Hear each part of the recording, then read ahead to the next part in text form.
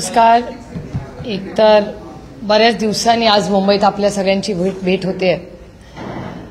गेल्या आठवड्यात पेहलगामला जी अतिशय वेदना, दुःख, अस्वस्थ करणारी जी घटना घडली त्याच्यात महाराष्ट्रातले अनेक लोक आपण गमावले.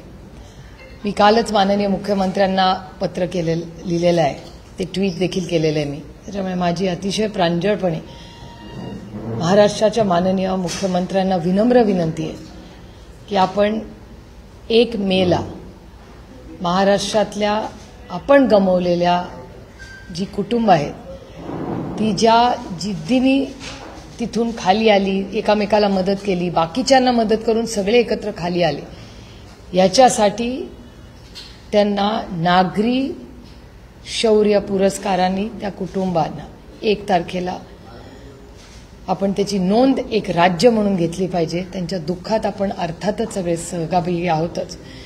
त्यांची गेलेले कर्ते पुरुष आपण परत आणू शकत नाही, पण त्या कुटुंबाला फुल न फुलाची पाकळी आपण मदत करू शकतो. उदाहरण देते, आसावरी जगदाळे. आसावरी ही अतिशय कर्तृत्ववान मुलगी आहे आणि ज्या पद्धतीने तिने स्वतःला कंडक्ट केलंय, त्या संघर्षात ती लढली आहे, तिला खरंच मी मानाचा मुजरा करते. ती आज वकील होणार आहे पुढच्या काही महिन्यांमध्ये. आणि माझी विनंती आहे महाराष्ट्राच्या माननीय मुख्यमंत्र्यांना की लीगल डिपार्टमेंट जे महाराष्ट्र सरकारचं आहे, अशा कर्तृत्ववान महाराष्ट्राच्या लेकीला महाराष्ट्र सरकारने तिचा मान सन्मान म्हणून तिला महाराष्ट्राची सेवा करायची संधी द्या. आणि महाराष्ट्र सरकारमध्ये लीगल डिपार्टमेंट किंवा त्या संबंधित तिला जे तिच्या डिग्रीला आणि तिच्या कर्तृत्वाला साजेचं असेल, तिला नोकरी, जबाबदारी आपण दिली पाहिजे, अशी मी एक मागणी माननीय मुख्यमंत्र्यांना केली. आणि तिला एकटीलाच नाही, प्रत्येक कुटुंबाचा एक आढावा घेऊन त्या कुटुंबाशी चर्चा करून, कारण का ती कुटुंब आता खूप इमोशनल ट्रॉमामधून चाललेली आहेत. म्हणजे आत्ता ज्या पद्धतीने आता लोक त्यांच्याकडे जात आहेत, आता थोडेसे अतिशय हल्लेले आहेत, शॉकमध्ये आहेत. म्हणजे आपण इतक्या शॉकमध्ये आहोत. तुम्ही विचार करा, ते कुटुंब जे त्यांनी डोळ्यांनी पाहिलं आहे ते किती ट्रॉमामध्ये ती फॅमिली असेल. त्याच्यामुळे आपलं कर्तव्य फक्त नोकरी देऊन किंवा त्यांना पुरस्कार देऊन फक्त संपत नाही, पण पुढचे काही महिने, वर्ष आपल्याला इमोशनली त्या सगळ्या कुटुंबांबरोबर उभं राहायला लागेल. आणि माझा विश्वास आहे की महाराष्ट्र सरकार, कारण जी आमची ऑल पार्टी मीटिंग दिल्लीत झाली, राष्ट्रवादी काँग्रेस पक्ष, शरद पवार यांच्या पक्षाच्या वतीने मला तिथे जायची संधी मिळाली आणि त्या अतिशय समंजसपणाने दोन्ही बाजूनी ती मीटिंग झाली. आम्हीही विनंती केली की ही विरोध, एकामेकाच्या चुका, टीका टिप्पणी करायची ही वेळ नाही. ही वेळ देशात एक होऊन आपल्या भारतावर हा हल्ला झालेला आहे. त्याच्यामुळे आता पहिलं या हल्ल्यातून आपण उभं राहिलं पाहिजे. पुढे काय जो निर्णय केंद्र सरकार होईल त्याच्यात आम्ही सगळे ताकदीने केंद्र सरकार बरोबर आहोत. टीका करायला पुढे खूप वेळ आहे, पण आत्ता ती वेळ नाही. आणि भारत सरकारनेही अतिशय सकारात्मक आम्हाला प्रतिसाद दिला. अनेक गोष्टी त्यांनी आम्हाला सांगितल्या. सगळ्या गोष्टी काय माईकवर सांगायच्या नसतात, पण सविस्तर चर्चा त्या दिवशी झाली. आणि माझा विश्वास आहे की भारत सरकार योग्य ती पावलं इथून पुढे टाकेल. पण महाराष्ट्र सरकारने या कुटुंबांना आपण पूर्ण न्याय तर नाही देऊ शकत, पण जेवढं आपल्याकडून जमेल तेवढं एक माणुसकीच्या नात्याने ह्या सगळ्या कुटुंबांसाठी आपण सगळ्यांनी मिळून केलं पाहिजे.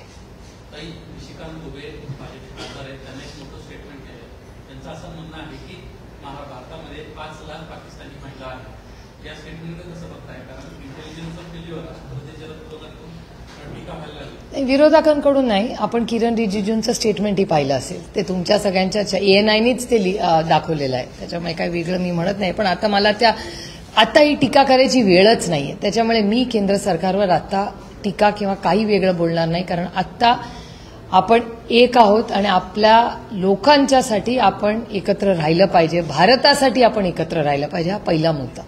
दुसरा, त्या मीटिंगमध्ये मीही विनंती केली होती की ही वेळ सगळ्या सोशल मीडियाच्या बाबतीत आपण सगळ्यांनीच, आणि मी आवर्जून एका गोष्टीचा उल्लेख करीन की मी महाराष्ट्राच्या मीडियाचे मी मनापासून आभार आणि कौतुक करते. याचं कारण असं, अनेक फोटो बाहेर आलेले आहेत जे बाहेर काही मीडिया हाऊसेसकडेही गेलेले आहेत, पण कुठल्याही मीडिया हाऊसनी ते फोटो कुठल्याही चॅनलवर दाखवले नाहीत. त्याबद्दल मी खरंच तुमच्या सगळ्या मीडिया हाऊसेसचा आभार मानते, कौतुक करते. कारण का ते खूप वेदना देणारी ते फोटो होते आणि ते तुम्ही दाखवले नाहीत. काही मीडिया हाऊसेसच्या काही मीडियाच्या लोकांनी मला दिल्लीत दाखवले ते कॅमेरा, त्यांनी फॉरवर्डही केले नाहीत कुणाला. त्याबद्दल खरंच तुमचे आभार. आणि आपण अशा कुठल्याही गोष्टी, आणि त्या दिवशी म्हणजे विपक्ष आणि सत्ताधारी आमच्या सगळ्यांचं ठरलं होतं की सोशल मीडियावर पुढले काही दिवस आपण सगळ्यांनी अशी कुठलीही लाईन घ्यायची नाही त्याच्यातून देशामध्ये कटुता वाढेल किंवा देशाच्या ऐक्याला धक्का बसेल, असं काही दोन्ही बाजूनी बोलणं जाणार नाही, असं आम्ही सगळ्यांनी ठरवलं होतं आणि ते पाळण्याचा प्रयत्न दोन्ही बाजू करत आहेत.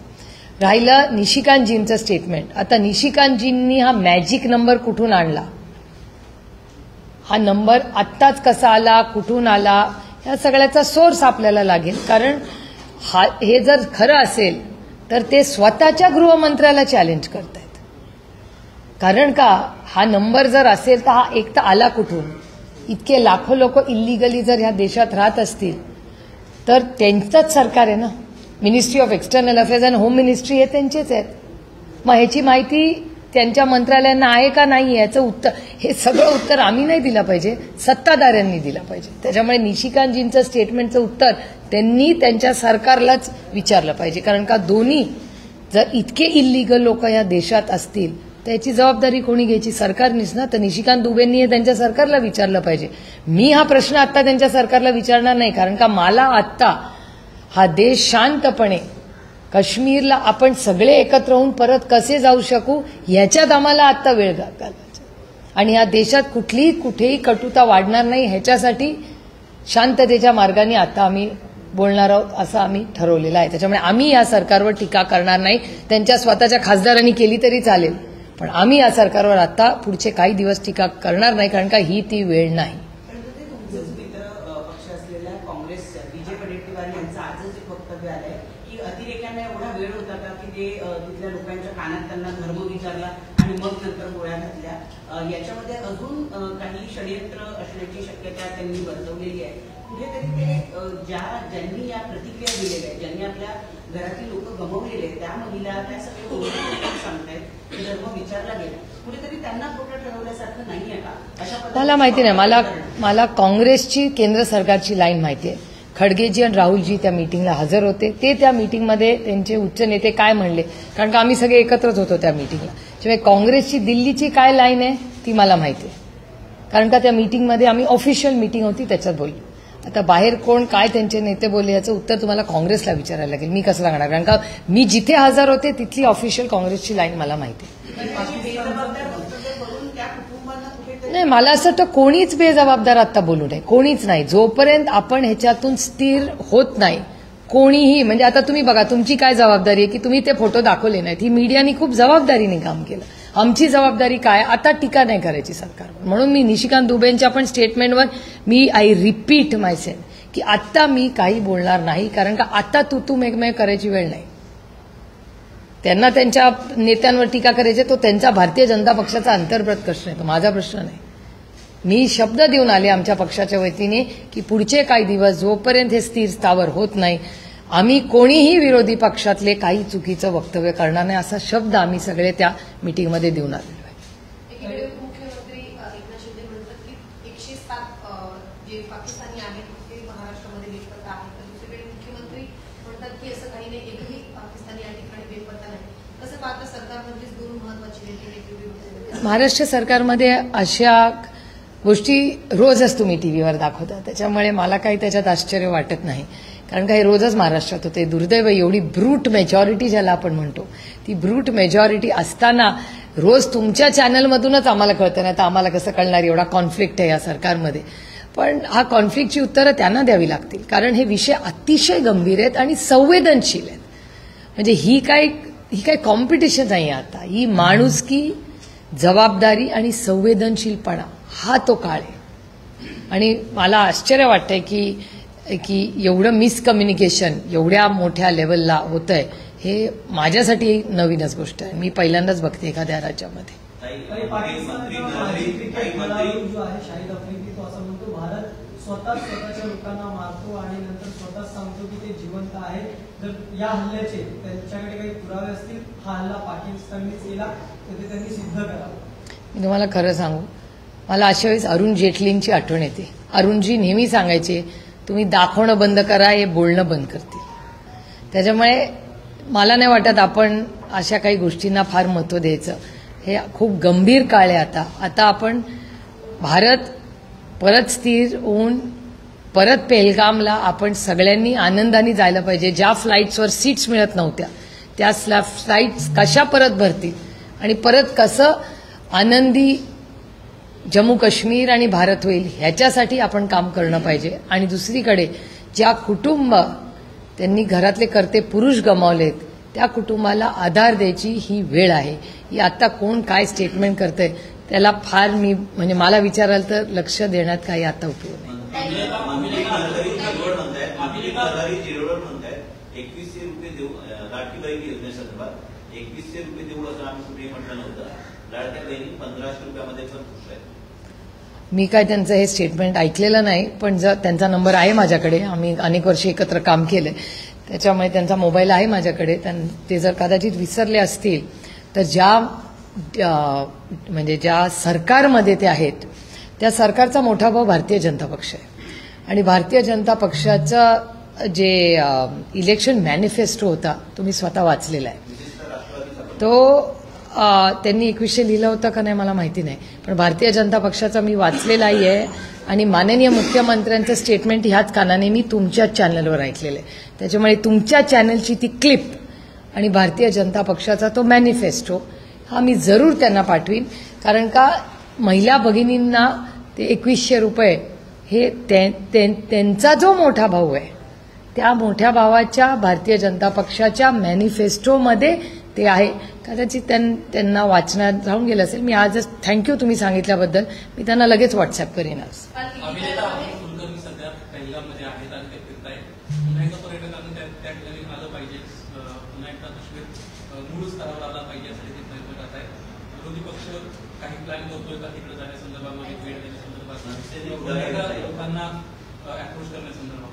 नाही, एकतर मी अतुलजींनी केलेल्या जो प्रयत्न आहे, जो कॉन्फिडन्स देत आहे, त्यांचा काल शो पाहिला मी तुमच्या चॅनलवर, आणि ते ज्या पद्धतीने फोटोज ट्विट करतायत ते असं वाटतंय की इट्स बिझनेस ॲज युज्युअल. आणि एक कॉन्फिडन्स द्यायची गरज आहे. आणि तिथले अनेक लोक आहेत ज्यांचे आमचे 5-6 दशकाचे कौटुंबिक संबंध आहेत. असे लोक श्रीनगरमध्ये राहतात.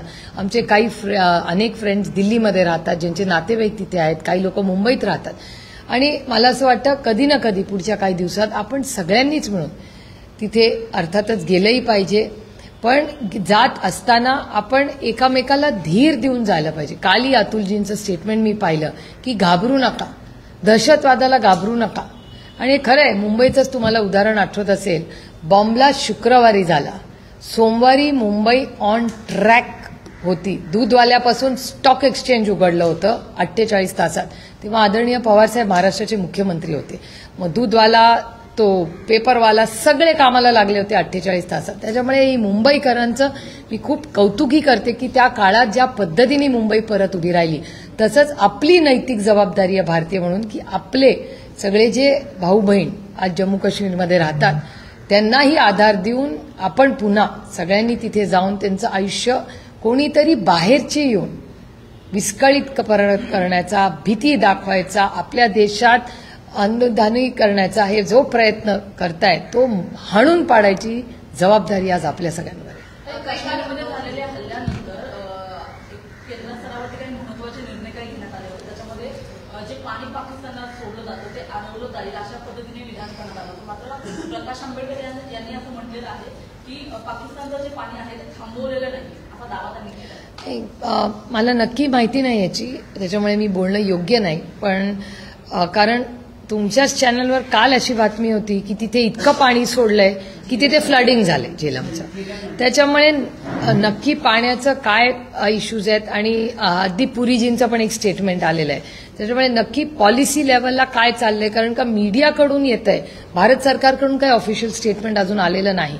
त्याच्यामुळे जोपर्यंत भारत सरकारकडून ऑफिशियल स्टेटमेंट येत नाही या काळात मला असं वाटतं थोडंसं कन्फ्युजन झालंय, कारण का काही ठिकाणी फ्लडिंग सांगितलं जातंय, काही ठिकाणी होईल. त्यामुळे मीडियामध्ये जे येतंय त्याच्यावरनं बोलणं हे ह्या काळात योग्य राहणार नाही, कारण का नक्की ड्राय होणार आहे का फ्लडिंग होणार आहे. त्याच्यामुळे जोपर्यंत ऑफिशियली भारत सरकार स्टेटमेंट करत नाही तोपर्यंत मला असं वाटतं काही दिवस माझ्यासारख्या लोकांनी फार याच्यावर बोलू नये, फॅक्ट्स जोपर्यंत बाहेर येत नाहीत.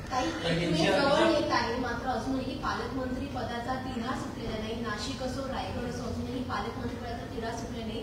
या एक मेला तरी हा तिढा सुटेल का 2 दिवसात? मी तुम्हाला खरं सांगू का, मी आधीही बोललेले आहे, पालकमंत्री हे इतकं मोठं म्हणजे जणू काय ते मुख्यमंत्र्याचा पदासारखा एवढी त्याची चर्चा होते.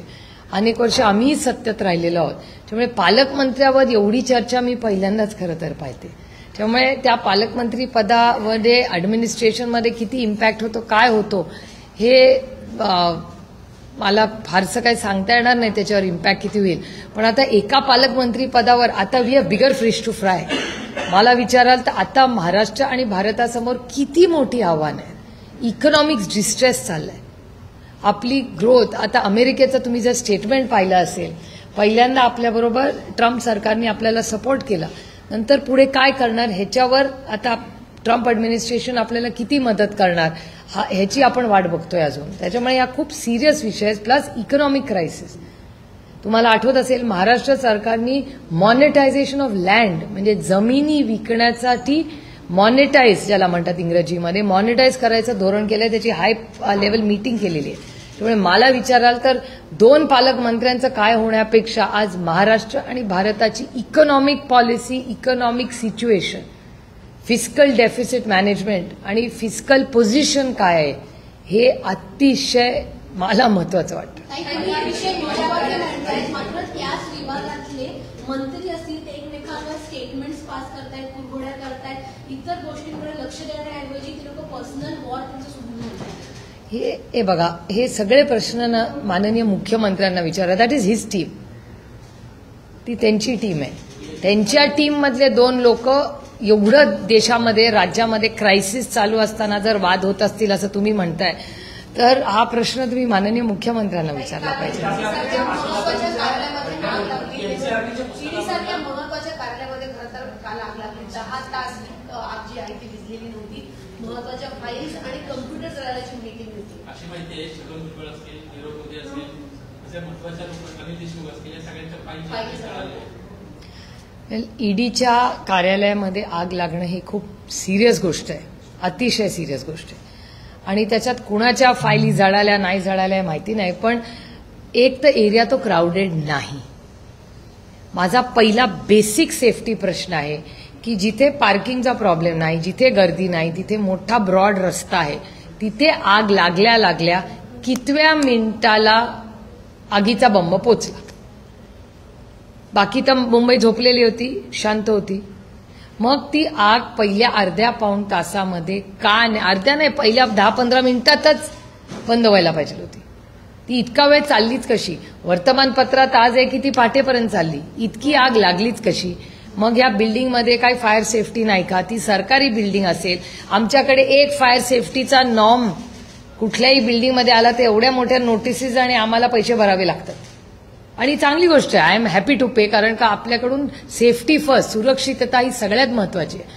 एका सरकारी बिल्डिंगमध्ये मग ऑडिट झालं नाही का, फायर ऑडिट झालं नाही का त्या बिल्डिंग? एवढी महत्वाची ईडीची बिल्डिंग, तिथलं फायरची पोझिशन काय, तिथे आगीचा बंब उशिरा गेलाच कसा, असे महत्वाचे कागद. आणि तुम्हाला कसं माहिती याच 4-5 लोकांचे कागद जळाले? मग याची बॅकअप आहे का? एवढं डिजिटल जग झालेलं आहे. मग डिजिटल तुमचा साधा मोबाईल हरवला तर तुम्हाला त्या क्लाउडमधून माहिती मिळते. मग जर एवढं टेक्नॉलॉजी आणि एआय आणि काय काय चालू आहे, मग एक या फाईल जळाल्या तरी त्याचा बॅकअप असला पाहिजे ना. आणि नसला त्याची बी शॉकिंग. म्हणजे एक तर आग कशी लागली, विझवली का नाही गेली वेळेत, या बिल्डिंगचा सेफ्टी ऑडिटची अकाउंटेबिलिटी कोण घेणार? बीएमसीला याची उत्तरं द्यावी लागतील.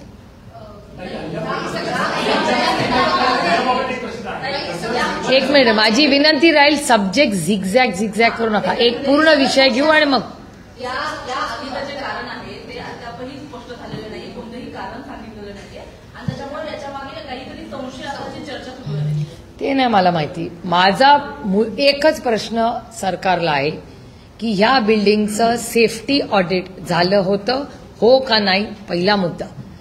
दुसरा महत्वाचा मुद्दा की जेव्हा ज्या रस्त्यावर ट्रॅफिक नाही, तो कमर्शियल एरिया आहे, तिथे कुठलीही गर्दी नाही, रात्री लोक नाहीत, काही नाही, तिथे जेव्हा आग लागली तेव्हा किती मिनिटांनी पहिला आगीचा बंब पोचला आणि ती कंटेन करायला इतका वेळ का लागला?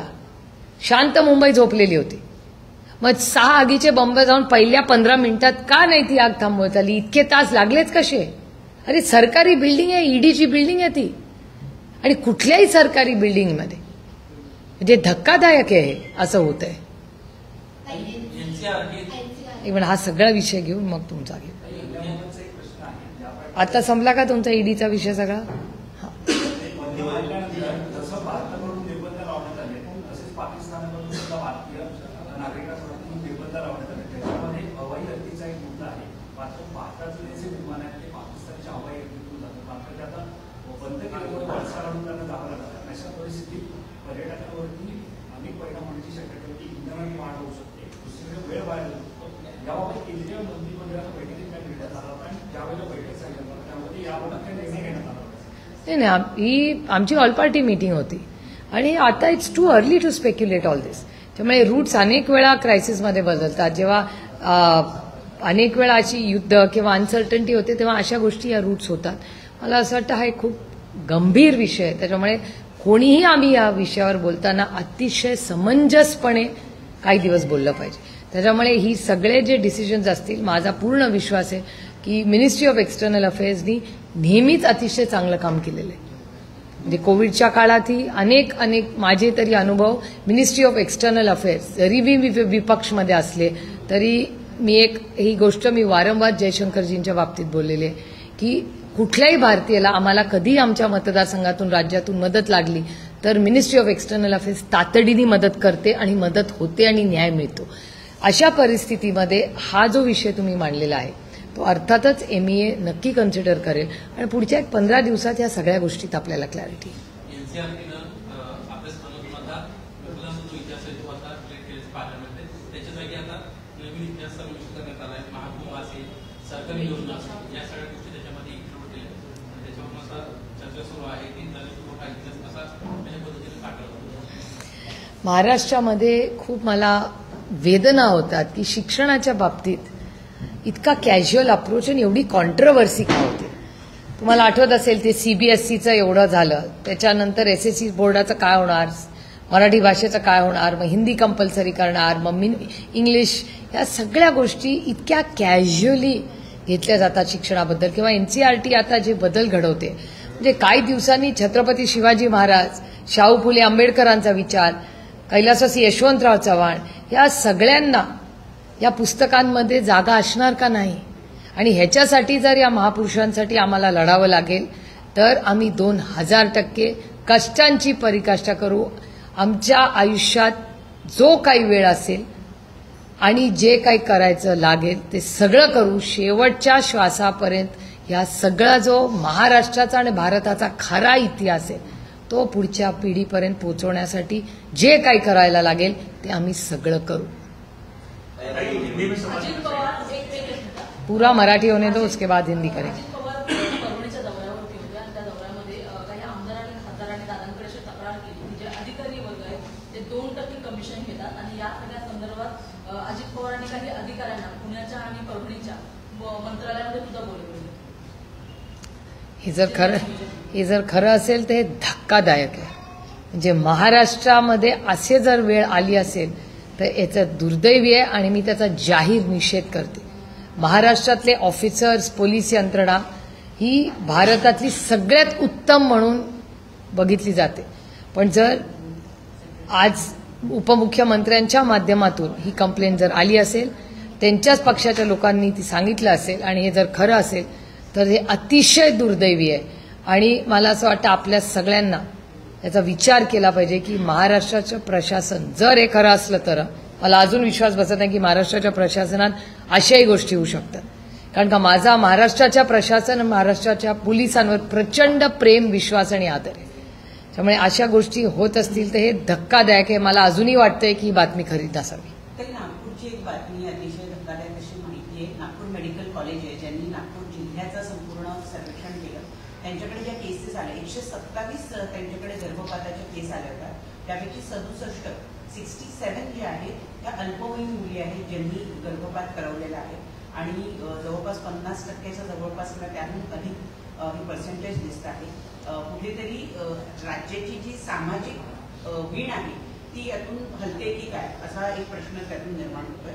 सगळ्या मुली अल्पवयीन आहेत आणि माता गरोदर राहिलेल्या होत्या ज्यांना गर्भपातासाठी आणलं गेलं होतं. ह्या गोष्टी समाजात ह्या चर्चेला फॉरफ्रंटला याव्या का नाही यावा हा एक खूप महत्त्वाचा विषय. कारण का विषय अतिशय नाजूक आहे. कुणाच्या तरी घरच्या मुलींचा हा विषय. आणि दुर्दैवाने सामाजिक चळवळ, महाराष्ट्रात एक खूप मोठी चळवळ होती एका काळात उभी, ती कुठेतरी आज आयुष्याच्या वेगाने कमी झालेली आहे. पण सामाजिक संस्थांना कॉन्फिडन्समध्ये घेऊन महाराष्ट्र सरकारने ह्याच्यामध्ये काम केलं पाहिजे. आणि आज जी कटुता किंवा तू मेमे करायची ही वेळ नाही. ही महाराष्ट्राची आर्थिक आणि सामाजिक परिस्थिती आणि भारताचं ऐक्य हे शांततेच्या मार्गाने पुढे कसं जाईल ह्याच्यात सगळ्यांनीच काम करण्याची वेळ आलेली आहे. आणि अर्थातच तुम्ही जो प्रश्न मांडला नागपूरचा, तिथे अनेक अतिशय चांगल्या संस्था आणि एनजीओज आहेत जे ह्याच्यात काम करतात. मी आजच त्या सगळ्यांची जरूर बोलीन. योगायोगाने आहे की इथे येण्याच्याच आधी माझी सविस्तर एक मीटिंग शारदाताई साठेंबरोबर झाली आहे. म्हणजे योगायोग आहे की मी त्यांना भेटूनच आत्ता खाली आले तुमच्याशी बोलायला. आणि एक महिलांची, महाराष्ट्रातल्या महिलांची पुढची 50 वर्ष कशी असतील ह्याच्यावर आम्ही एक मोठा उपक्रम डिसेंबरमध्ये घेणार आहोत. तर त्याच्यातही अनेक त्या भागात महाराष्ट्रातल्या सगळ्याच चळवळीत काम करणाऱ्या लोकांची, महिला आणि पुरुषांची ही याच्यात चर्चा होईल. तर हा जो नागपूरचा विषय तुम्ही मांडला त्याच्यात जातीने आम्ही लक्ष घालू.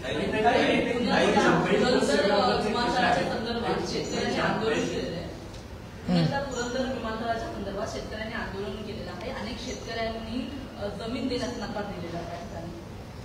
पुरंदरला एअरपोर्ट व्हावा अशी सगळ्यांचीच आग्रहाची मागणी आणि स्थानिकांची भूमिका आहे. आमची एवढीच विनंती आहे महाराष्ट्र सरकारला की जबरदस्ती करू नका. जे कराल ते प्रेमाने आणि सन्मानाने करा. तसंच महाराष्ट्राच्या म्हणजे पुरंदरच्या एअरपोर्ट बरोबर पुण्याचा रिंग रोड आहे. पुण्याचा रिंग रोड हवेलीतून जातो. हवेली भागातून जाताना तो रिंग रोड 2017 आम्ही तो कॅन्सल केला होता. सगळा होल्डवर ठेवला गेला होता. आणि तेव्हा आम्हाला शब्द दिला होता की तो रूट तिथून जाणार नाही. आज तो रिंग रोड पुन्हा एकदा अनेक वर्षानंतर, परत 8 वर्षानंतर तो विषय आलाय. आणि तो रिंग रोड सर्वसामान्य कष्ट करणाऱ्यांनी, EMI भरणाऱ्या लोकांनी, ज्यांनी लोन घेतलंय त्यांच्या घरावरनं जाणार आहे. काही शाळांच्या दारातून जाणार आहे. आता मला सांगा की तिथे जर शाळा असेल, गरीब कष्ट करणाऱ्यांची घरं असतील, त्याच्यावरनं तुम्ही काढणार का रस्ते आता? त्याच्यामुळे माझी विनंती आहे महाराष्ट्र सरकारला की फक्त 200 मीटर, फार बदल नकोय आम्हाला. तो रिंग रोड झाला पाहिजे का? तो हो झालाच पाहिजे. एअरपोर्ट झाला पाहिजे का? झालाच आहे. आम्ही विकासाच्या विरोधात नाही. विकास हा झालाच पाहिजे. पुरंदरचा एअरपोर्टही झाला पाहिजे. हवेलीचा रिंग रोडही झाला पाहिजे. पण आमची एवढीच विनम्र विनंती आहे की लँड ॲक्विजिशनच्या बाबतीत थोडंसं महाराष्ट्र सरकारने संवेदनशील व्हावं, एवढीच आमची मागणी आहे. मुंबईच्या बेजबस सेवेबाबतचा प्रश्न आहे. महाविकास आघाडी सरकारच्या विमान भाडं, AC आणि नॉन-ACचं भाडं हे 5 आणि 6 रुपये होतं. आता भाडेवाढीचा प्रस्ताव समोर आलेला आहे. त्यानुसार 10 नॉन-ACचं भाडं असणार आणि 12 रुपये हे AC बसचं भाडं असणार आहे.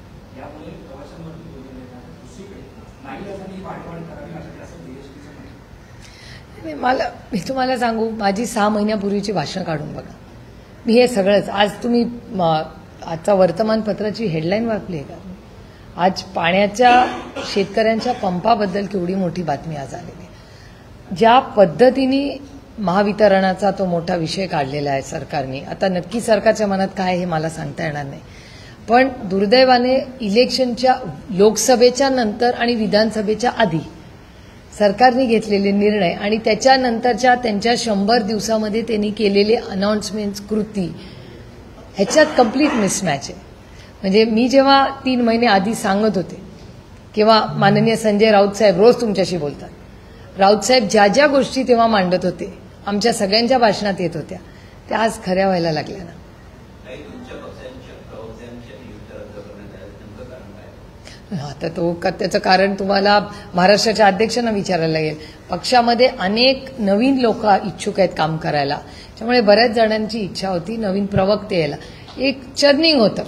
तुमच्याही चॅनलकडून मागण्या होत्या, नवीन चेहरे पाठवा, असं तुमच्याच चॅनलकडून मागणी होते. त्याच्यामुळे त्यांच्याकडून विनंती आली तर काही सिनियर लोक कंटिन्यू होतील, अर्थातच पुढच्या 2-4 दिवसात लिस्ट येईल. आणि काही नवीन मुलांनाही संधी मिळेल ना पक्षामध्ये टीव्हीवर जायला. मुलं उत्सुक असतात करायला. महाराष्ट्रामध्ये अनेक बॅनर लागले या हल्ल्यानंतर की मार्केटमध्ये खरेदी करताना नाव विचारून. मी तो बॅनर पाहिलेला नाही, त्याच्यामुळे मला माहिती नाही. आणि महाराष्ट्र आणि भारत हा खूप संवेदनशील राज्य आहे आणि देश आहे, त्याच्यामुळे मला नाही वाटत फारसा कोणी एवढा काय विचार. ते मला माहिती नाही, कारण का कोविडच्या काळात मी जेव्हा रेमडेसिवीर इंजेक्शन घेतलं ना, तेव्हा ते युकू हमीदच्या कंपनीने बनवलं होतं हे मी नाही विचारलं. तेव्हा मी माझा जीव वाचत होते. आणि जे इंजेक्शन मला सिरम इन्स्टिट्यूटनी दिलं ना, तेव्हा पुनावाला कोण आहे ते मी विचारलं नाही. मला तेव्हा सगळ्या डॉक्टरांमध्ये आणि नर्स आणि वॉर्डबॉयमध्ये माझ्या पांडुरंगाचं दर्शन झालंय की माझा जीव वाचवण्यासाठी हेच रेमडेसिवीर मला पाहिजे आणि हेच सिरम इन्स्टिट्यूटनी पुनावालांनी घेतलेलं इंजेक्शन पाहिजे. त्याच्यामुळे मी ह्याच्यात कधीच अडकत नाही, कारण का जो चांगलं काम करतो, आणि ही महात्मा गांधींची शिकवण आहे, त्याच्यामुळे मी ज्या भारतात राहते जगते ते महात्मा गांधींचा भारत आहे आणि कैलासवासी यशवंतराव चव्हाणांचा महाराष्ट्र आहे. आणि हा देश संविधानाने चालतो, कुणाच्या मनमर्जीने चालत नाही. पहलगाममध्ये जी घटना झाली त्याच्यानंतर हरमीत सिंग कौरने असं म्हटलं आहे की जे लोक मुंबईमध्ये येऊन पाकिस्तानमध्ये व्यापार करतात त्यांच्यावर कुठल्या प्रकारची बंदी असते, किती बंदी घ्यायला पाहिजे, तुम्हाला असं वाटतं की ते त्यांनी जी मागणी केली आहे ती योग्य आहे? मी तुम्हाला सांगू, मी आत्ता काही मागण्या कुणाकडे करत नाही. ही वेळ मागण्या करायची नाही आणि टीका करायची नाही. ही वेळ महाराष्ट्र, भारत ज्या कुटुंबातले करते पुरुष गेलेले आहेत, ज्या जम्मू काश्मीरमध्ये आपले जे भारतीय लोक आहेत, जे व्यवसाय करतात, जे कार्पेट्स बनवतात, शाली बनवतात, टुरिझम करतात, त्या सगळ्यांसाठी आता आधार द्यायची ही वेळ आहे. ही आता राजकीय कुठलीही कॉमेंट करायची वेळ नाही. 15 दिवस जाऊ द्या, देशातलं सगळं स्थिर होऊ द्या. आम्ही केंद्र सरकारला शब्द देऊन आलोय की आम्ही विरोधात काही बोलणार नाही. आता ही टीका टिप्पणी करायची वेळ नाही. हा देश एक राहण्याची आणि ताकदीने भारतावर हल्ला झालाय त्याच्या विरोधात लढायची ही वेळ आहे. राजकारण, समाजकारण, शेती उद्योग, गुन्हेगारी यातील नवनवीन घडामोडींसाठी आजच हिंदवी न्यूजला सबस्क्राईब करा आणि बेल आयकॉनवर क्लिक करायला विसरू नका. महाराष्ट्रातील एकमेव निपक्षपाती चॅनल म्हणजे हिंदवी न्यूज, सर्वसामान्यांच्या न्याय हक्कासाठी.